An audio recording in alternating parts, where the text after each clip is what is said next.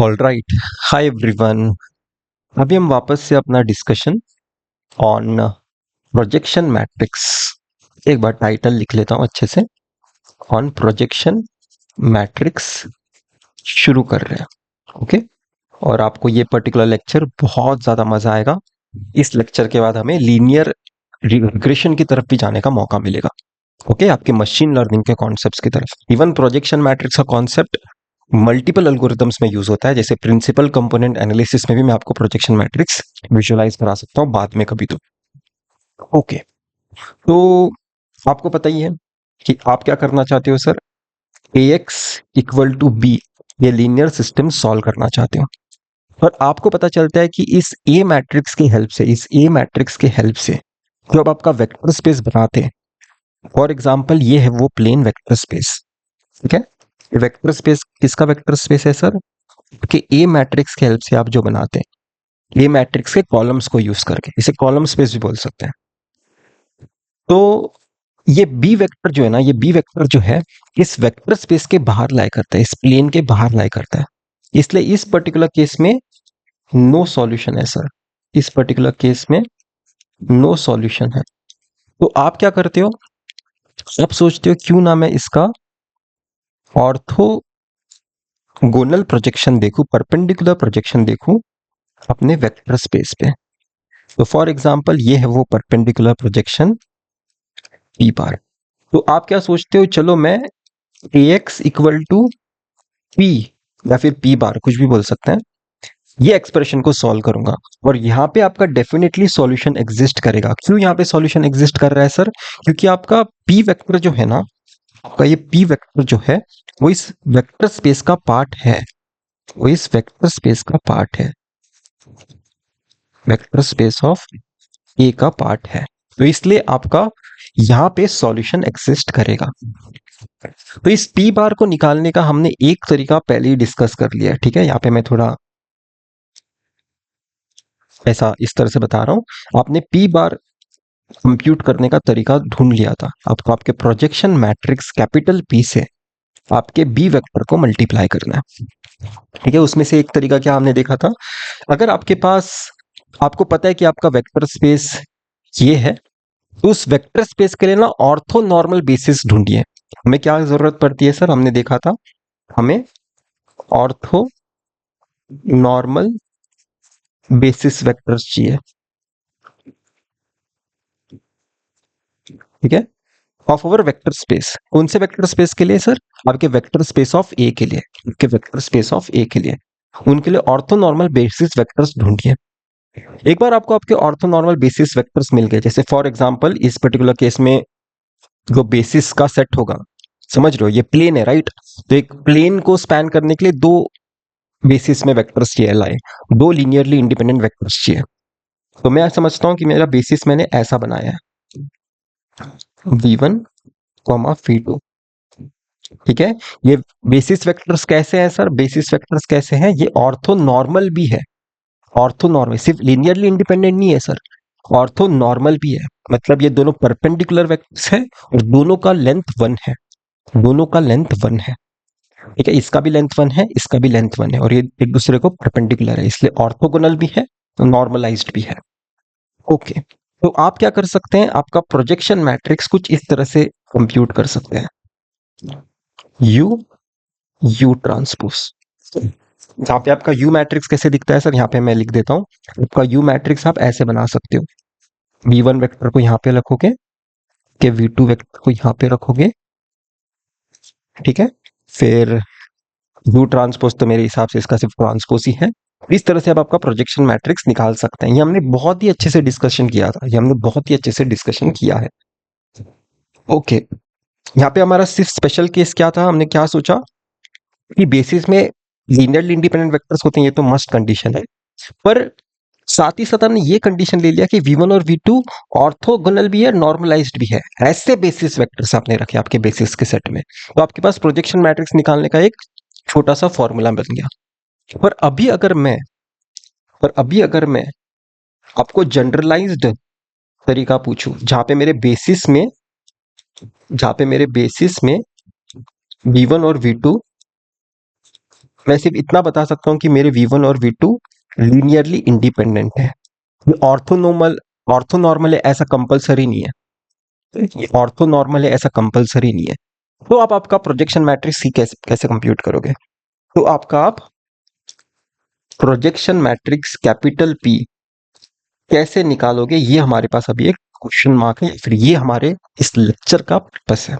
ये हमारे इस लेक्चर का पर्पस है।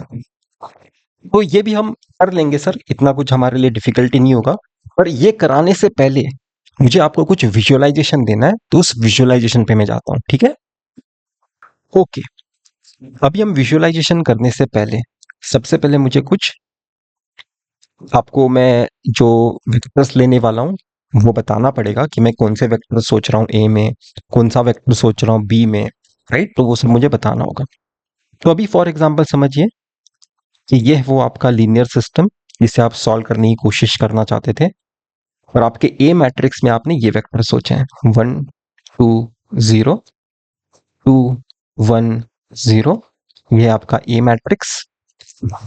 ए में दो कॉलम्स हैं तो आपके एक्स में भी डेफिनेटली दो ही अननोन्स हो गए।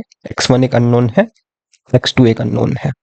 और आपका बी वेक्टर आप फॉर एग्जांपल ये समझिए 1 1 1।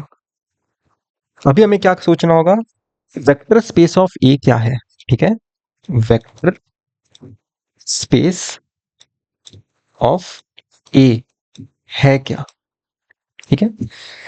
तो अगर आपको वो सोचना है तो सबसे पहले आपको ये दो वेक्टर्स विजुअलाइज करने होंगे। आपको ये दो वेक्टर्स विजुअलाइज करने होंगे। ये दो वेक्टर्स कौन सा स्पेस स्पैन कर रहे हैं, ये दो वेक्टर्स कौन सा स्पेस स्पैन कर रहे हैं, और आप आसानी से वेरीफाई भी कर सकते हो ये दोनों वेक्टर्स लीनियरली इंडिपेंडेंट वेक्टर्स हैं। ठीक है, जैसे फॉर एग्जांपल इस वेक्टर को अगर मैं V1 नाम देता हूँ, इस वेक्टर को अगर मैं V2 नाम देता हूँ, तो आप देख सकते हैं ये है आपका पहला वेक्टर V1, ये है आपका दूसरा वेक्टर V2। राइट, कैसे देखना है? V1 वेक्टर के लिए आप ऐसा देखिए कि इसने x का डिस्टेंस 1 ट्रेवल किया है, y का डिस्टेंस 2 ट्रेवल किया है, और z का डिस्टेंस 0 ट्रेवल किया है। ठीक है, और V2 वेक्टर के लिए कैसे देखोगे? V2 वेक्टर के लिए देखिए इसने x का डिस्टेंस 2 ट्रेवल किया है 2, y y का डिस्टेंस 1 ट्रेवल किया है, और z का डिस्टेंस कोई ट्रेवल नहीं किया है। ठीक है, तो अगर मैं आपको ये दोनों वेक्टर्स थोड़ा और अच्छे से 3D में विजुअलाइज करके दिखाऊं, ठीक है, 3D में, तो आप देख सकते हैं ये दोनों वेक्टर्स आपके एक्स वाई प्लेन पे लाई करते हैं। तो इन दोनों वेक्टर्स की हेल्प से मैं अपना complete x Y plane span कर सकता हूँ। राइट, इन दोनों वेक्टर्स की हेल्प से मैं आपका complete x Y plane plan span कर सकता हूँ। तो आपका जो वेक्टर, ठीक है, तो आपका जो वेक्टर स्पेस ऑफ ए है ना, अगर इस वेक्टर स्पेस को अगर मैं वी नाम देता हूं, तो ये है आपका कंप्लीट एक्स वाई प्लेन। ठीक है, जहां पे एक्स का भी कोई अलाउड है, वाई का भी कोई भी रियल वैल्यू अलाउड है। ये वेक्टर स्पेस ऑफ वी क्या, अगर इसे मैं थोड़ा और फॉर्मूले लिख के बताऊं तो आप ऐसा सोच सकते हैं कि आपने ऐसा सेट ऑफ वेक्टर्स बनाया है जहां पे एक्स का कोई भी रियल वैल्यू अलाउड है, वाई का भी कोई भी रियल वैल्यू अलाउड है। ठीक है, ये है आपका वेक्टर स्पेस वी। ठीक है, जो आप इन दो लीनियरली इंडिपेंडेंट वेक्टर्स की हेल्प से बना सकते हैं। आप देख सकते हैं दोनों वेक्टर्स कौन से प्लेन में लाई करते हैं सर? आपके इस एक्स वाई प्लेन में लाई करते हैं। राइट, दोनों वेक्टर्स आपके इस एक्स वाई प्लेन पे लाई करते हैं। तो एक complete x Y plane span कर सकते हैं क्योंकि आपके पास दो लीनियरली इंडिपेंडेंट वेक्टर्स हैं आपके एक प्लेन पे, तो आप कंप्लीट प्लेन को स्पैन कर सकते हो दो लीनियरली इंडिपेंडेंट वेक्टर्स के साथ। इतना पार्ट मेरे हिसाब से मैं आपसे एक्सपेक्ट कर सकता हूं कि आपका अंडरस्टैंडिंग बन रहा होगा। ठीक है, ये मैं इरेज करता हूं क्योंकि मुझे जगह चाहिए होगा। अभी मैं आपसे एक क्वेश्चन पूछता हूं, ये बी जो वेक्टर है वो इस वेक्टर स्पेस पे लाई करता है क्या? आप देख सकते हैं आसानी से इस बी वेक्टर ने z का डिस्टेंस ट्रेवल किया है सर, तो ये डेफिनेटली इस वेक्टर स्पेस के बाहर लाई करता है। अगर वो मुझे आपको विजुअलाइज कराना होगा तो मुझे यहाँ पे थोड़ा, ओके, आप देख सकते हैं मैंने वो बी वेक्टर ऑरेंज कलर से बताया है। ये जो ये वाला जो वेक्टर है वो आपका बी वेक्टर है। ठीक है, ये ऑरेंज कलर का जो वेक्टर है वो आपका बी वेक्टर है। एक मिनट, इसे थोड़ा अच्छे से विजुअलाइज करते हैं 3D में। आप देख सकते हैं आपके दोनों लीनियरली इंडिपेंडेंट वेक्टर्स आपके एक्स वाई प्लेन पे हैं। तो आपका जो वेक्टर स्पेस है वो एक्स वाई प्लेन है, राइट, एक्स वाई प्लेन है, पर ये वेक्टर बी वेक्टर उस वेक्टर स्पेस के बाहर लाई करता है, तो इस पर्टिकुलर केस में सॉल्यूशन एग्जिस्ट नहीं करेगा। इस पर्टिकुलर केस में आप क्या बता सकते हैं? No solution, no solution exist, no solution exist. आप क्या करने की कोशिश करोगे? आप इस पी वेक्टर इस बी वेक्टर का, ठीक है, ऑर्थोगोनल प्रोजेक्शन देखने की कोशिश करोगे, इस बी वेक्टर का ऑर्थोगोनल प्रोजेक्शन देखने की कोशिश करोगे, और आप थोड़ा सेंस बनाने की कोशिश करोगे। तो यहाँ पे आप थोड़ा विजुलाइज भी कर सकते हो अच्छे से। अगर आपका ये बी वेक्टर है, अगर इसका ऑर्थोगोनल में प्रोजेक्शन देखूंगा, तो कहीं ना कहीं आप समझ पा रहे हो कि वो वेक्टर ने एक्स का डिस्टेंस 1 ट्रेवल किया होगा और वाई का डिस्टेंस 1 ट्रेवल किया होगा, और जेड का डिस्टेंस कोई ट्रेवल नहीं करेगा, क्योंकि जिस वेक्टर स्पेस पे आप उसे प्रोजेक्ट कर रहे हो, जिस वेक्टर स्पेस पे आप उसे प्रोजेक्ट कर रहे हो, वो vector space x Y plane है जो जेड का 0 डिस्टेंस ट्रेवल करता है। ठीक है, ये आपको मैं, ये आप चाहिए तो आपका अलग से पी वेक्टर फाइंड भी कर सकते हैं आपके पुराने तरीके से। आपका पी वेक्टर आप कैसे फाइंड कर सकते हो सर? आपका projection matrix into b vector use करके।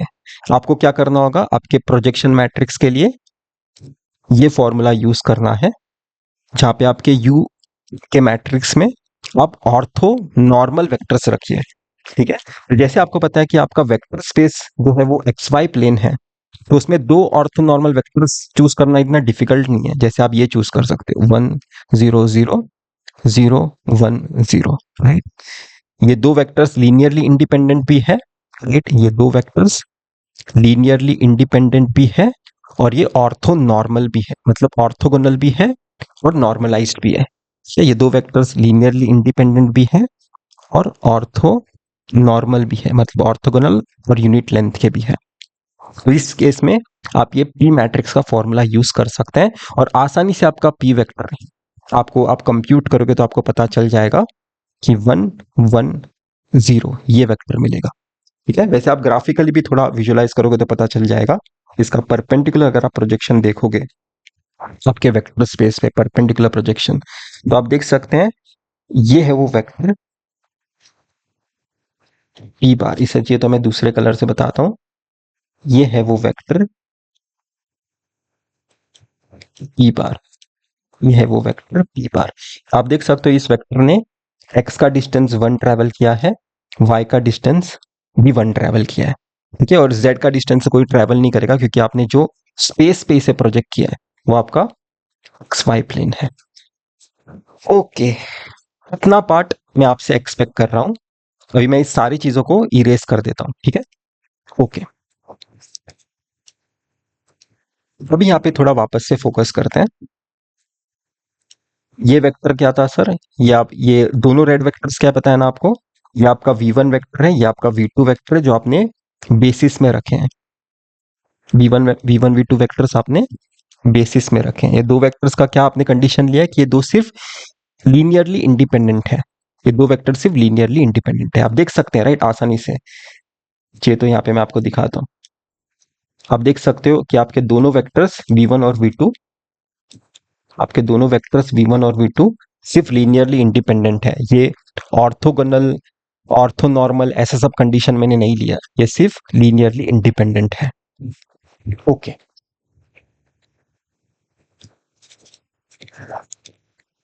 वापस से आता हूं मैं अपने 3D पिक्चर पे ही। ओके, ओके, तो ये रहा आपका V1 वेक्टर, ये रहा आपका V2 वेक्टर, और ये रहा आपका B वेक्टर, ठीक है, जो ऑरेंज कलर से मैंने बताया, ऑरेंज कलर से। अभी मैं आपको आपका P वेक्टर भी विजुलाइज कराता हूँ, जो हमने बताया था कि आपका P वेक्टर क्या आएगा। जब आप इस ऑरेंज वेक्टर B का परपेंडिकुलर प्रोजेक्शन देखोगे आपके वेक्टर स्पेस पे, तो वो आपको मिलेगा 1 1 0। ठीक है, ये आपको विजुलाइज कराता हूँ। आप देख सकते हैं मैंने 1 1 0 वेक्टर बनाया है एक, जिसका नाम है बीपी। ओके, चलो इसे विजुलाइज करते हैं थोड़ा। मैं क्या करता हूँ पता है? इस वेक्टर को और इस वेक्टर को हाइड कर देता हूँ अभी के लिए, ताकि हमको विजुअलाइजेशन थोड़ा अच्छा हो सके। हाइड कर दिया, ये भी वेक्टर हाइड कर दिया, और सिर्फ बी वेक्टर और पी वेक्टर बता रहा हूँ।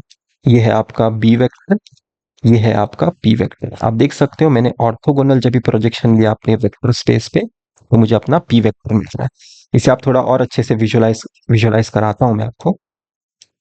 आप देखिए, आप समझ पा रहे हैं क्या? मेरे हिसाब से आप समझ पा रहे हैं। अगर आप इस तरह से देखोगे ना, अगर आप टॉप व्यू से देखोगे, आपको दोनों वेक्टर्स मर्ज होते हुए दिखाई देंगे। अगर आपने मतलब z इक्वल टू इन्फिनिटी पे बैठ के अगर आपने देखा तो ठीक है। अगर आपने टॉप व्यू देखा तो आपको दोनों वेक्टर्स मर्ज होते हुए दिखाई देंगे। वैसे अगर आप नीचे से भी देखोगे z के, तभी भी आपको दोनों वेक्टर्स मर्ज होते हुए दिखाई देंगे। ठीक है, अगर आप साइड से देखोगे तो आपको समझ आएगा कि आपका ब्लू वेक्टर कौन सा है सर। ये आपका p वेक्टर है, ये आपका b वेक्टर है, ये आपने इसका ऑर्थोगोनल प्रोजेक्शन देखा आपके वेक्टर स्पेस पे। आपका वेक्टर स्पेस क्या था सर? ये प्लेन है आपका vector space, x Y plane. मैं होप कर रहा हूं कि आपको विजुअलाइजेशन में ज्यादा मजा आ रहा है। ये है आपका वेक्टर स्पेस। ओके, तो अगर मैं आपको पूछूंगा, ठीक है, b bar vector p bar vector तो देख लिया, अगर मैं आपसे पूछूंगा कि B bar minus P bar vector, ये बताइए कैसे दिखेगा। B bar minus P bar vector, ये बताइए कैसा दिखेगा। तो वो वेक्टर अभी मैं आपको विजुअलाइज कराता हूं। ओके, तो ये वेक्टर मैंने अभी ग्रीन कलर से बताया है। ये वेक्टर अभी मैंने ग्रीन कलर से बताया, आप देख सकते हैं। ये वेक्टर स्पेस, ये वेक्टर है वो आपका B bar minus P bar vector. तो आप क्या देख सकते हैं, आप क्या देख सकते हैं कि आपका B bar minus P bar vector, ये B bar minus P bar vector is perpendicular to your vector space, right, is perpendicular to your vector space, right. ये एक ऑब्जर्वेशन है जो मुझे रिक्वायर्ड होगा आगे, इसलिए मैं आपको ये विजुअलाइजेशन कराया हूं। आप देख सकते हो ये ग्रीन वेक्टर आपका परपेंडिकुलर है आपके एक्स वाई प्लेन को, राइट। एक बार चाहिए तो वापस से देख लीजिए, आपका ये ग्रीन वेक्टर इस वेक्टर स्पेस को परपेंडिकुलर है। अगर आपको मैं और विजुअलाइज कराऊं, एक मिनट ये सब इरेज कर देता हूं। देखिए, आपका ग्रीन वेक्टर आपके एक्स वाई प्लेन को परपेंडिकुलर है, राइट। तो आगे जाके जब भी मैं आपको बताऊंगा कि B bar vector, B bar minus P bar vector is perpendicular to your vector space of A, तो ये एक्सेप्ट करने के लिए आपको डिफिकल्टी नहीं होना चाहिए, क्योंकि ये मैं यूज करने वाला हूं अपने आगे वाले डिस्कशन में। ठीक है, ये पर्टिकुलर विजुअलाइजेशन के लिए मैंने यहाँ पे आपको डेस्मॉस पे लाया है। ठीक है, क्योंकि मुझे विजुअलाइज कराना था कि B bar minus P bar vector किस तरह से परपेंडिकुलर होता है आपके वेक्टर स्पेस पे। ठीक है, तो हमने क्या देखा, एक बार यहाँ पे लिख देता हूं। B bar is outside vector space v, ठीक है। P bar belongs to your vector space v and b bar minus P bar is perpendicular to your vector space v. ठीक है, तो ये कुछ हमने अभी अभी देखा है हमारे बी के वेक्टर के हिसाब से और हमारे वेक्टर स्पेस के हिसाब से। ठीक है, तो ये कुछ ऑब्जर्वेशंस हमें नोट करने अपने नोटबुक में, क्योंकि ये मैं यूज करने वाला हूं। ओके, चलिए अभी हम अपने लेक्चर पे जाते हैं। ओके, अभी हम थोड़ा इन जनरल डिस्कशन करते हैं। थोड़ा पेशेंस के साथ आगे जाना होगा, थोड़ा धीरे धीरे मैं इस लेक्चर को आगे लेके जाऊंगा। आप आर एन स्पेस में फॉर एग्जांपल हर चीज डिस्कस करने वाले हो। हमने 3 डायमेंशन में विजुअलाइज किया था, पर अभी इन जनरल डिस्कस करते हैं आर एन स्पेस में। मतलब आपके बी वेक्टर में n कंपोनेंट्स हो गए, मतलब इसमें इसका साइज होगा इस वेक्टर का n×1। और फॉर एग्जांपल ये है वो वेक्टर स्पेस जिस पे आप प्रोजेक्शन करना चाहते हो। ये है वो वेक्टर स्पेस जिस पे आप प्रोजेक्शन करना चाहते हैं। ओके, तो फॉर एग्जांपल जब भी आपको आपका एक वेक्टर स्पेस पता चलता है, राइट, अब जब भी आपको आपका वेक्टर स्पेस पता चलता है, आप क्या करने की कोशिश करते हैं, इस बी वेक्टर का ऑर्थोगोनल प्रोजेक्शन देखने की कोशिश करते हो आपके वेक्टर स्पेस में। फॉर एग्जांपल ये है वो ऑर्थोगोनल प्रोजेक्शन पी बार। ठीक है, इस पी बार को आप इस वेक्टर स्पेस के बेसिस वेक्टर्स को के फॉर्म में लिखने की कोशिश करोगे। जैसे फॉर एग्जांपल अगर आपको पता है कि इस वेक्टर स्पेस का जो बेसिस है, ठीक है, इस वेक्टर स्पेस का, फॉर एग्जांपल इस वेक्टर स्पेस को मैं वी नाम देता हूँ। इस basis of vector space v, for example v1 comma v2 vector से मैं बना रहा हूँ। तो v1 v2 वेक्टर्स के बारे में आप क्या बता सकते हो कि ये दो वेक्टर्स लीनियरली इंडिपेंडेंट है। मैं अभी वो ऑर्थोनॉर्मल वाला केस नहीं डिस्कस कर रहा हूँ क्योंकि वो हमने पहले से ही डिस्कस कर लिया है। मैं सिर्फ यहाँ पे ये सोच रहा हूँ कि ये दो वेक्टर्स लीनियरली इंडिपेंडेंट है। ठीक है, जैसे यहाँ पे मैं आपको बता रहा हूँ ये दो वेक्टर्स लीनियरली इंडिपेंडेंट है। और ये दो वेक्टर्स का भी साइज क्या होगा सर? ये दो वेक्टर्स का भी साइज n×1 का ही होगा। ओके, तो आप क्या कर सकते हो, आपके इस p बार वेक्टर को v1 वेक्टर के और v2 वेक्टर के लीनियर कॉम्बिनेशन के फॉर्म में लिखने की कोशिश कर सकते हो। क्योंकि अगर आपका ये p वेक्टर आपके वेक्टर स्पेस का पार्ट है और इस वेक्टर स्पेस के लिए अगर आपके पास बेसिस है, तो उन बेसिस वेक्टर के लीनियर कॉम्बिनेशन के फॉर्म में आप आपके p वेक्टर को लिख सकते हैं। तो ये अगर एक कॉलम पिक्चर है तो मैं इसका शॉर्ट हैंड रिप्रेजेंटेशन कैसे लिख सकता हूँ सर? कुछ ऐसा लिख सकता हूँ क्या? मैं, आप देखिए मैंने इस पर्टिकुलर पार्ट को यहाँ पे लिखा है। ठीक है, थोड़ा यहाँ पे मैं ऐसा स्पेस क्रिएट करता हूँ ताकि आप इसे और इसे डिफरेंशिएट कर पाए।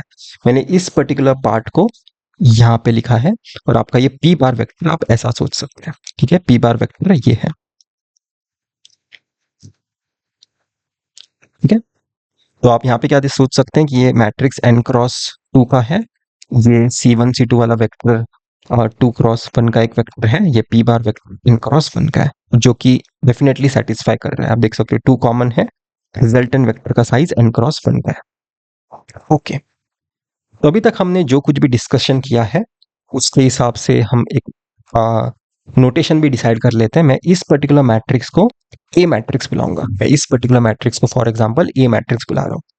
तो आपका ए मैट्रिक्स आप कैसे बना रहे हो सर? आपके नोटबुक में लिख लीजिए। आपका ए मैट्रिक्स आप कैसे बना रहे हो? आपके बेसिस वेक्टर्स को यूज करके बना रहे हो। आपके ए मैट्रिक्स को आप बेसिस वेक्टर यूज करके बना रहे हो। ठीक है, आपके नोटबुक में प्लीज नोट कर लीजिए क्योंकि बाद में मैं आपको सम सॉल्व करते वक्त पूछने वाला हूँ। आपका ए मैट्रिक्स आप कैसे बनाते हो?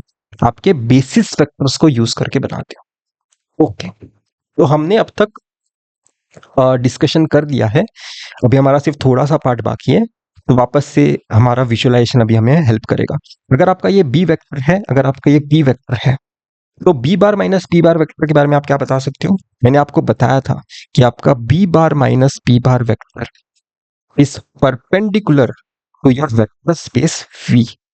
अगर ये है वो वेक्टर स्पेस वी, तो उसको परपेंडिकुलर होगा आपका B bar minus P bar vector. जैसे फॉर एग्जांपल ये है आपका B bar minus P bar vector. ठीक है, तो b bar minus P bar vector perpendicular to the vector space v.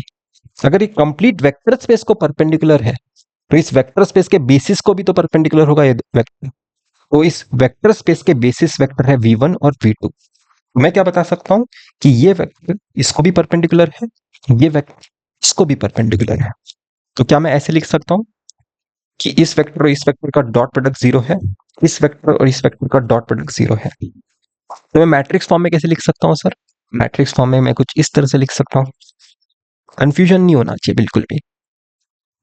ठीक है, अगर v1 n×1 का था तो v1 ट्रांसपोज 1×n का होगा। ठीक है, और डॉट प्रोडक्ट हमेशा एक स्केलर वैल्यू देता है, राइट? तो आप यहाँ पे भी देख सकते हैं, अगर यहाँ पे n कॉमन आ रहा है तो रिजल्टेंट का साइज 1×1 आ रहा है, मतलब एक सिंगल वैल्यू। अगर यहाँ पे n कॉमन आ रहा है तो रिजल्टेंट का एक सिंगल वैल्यू आ रहा है, राइट?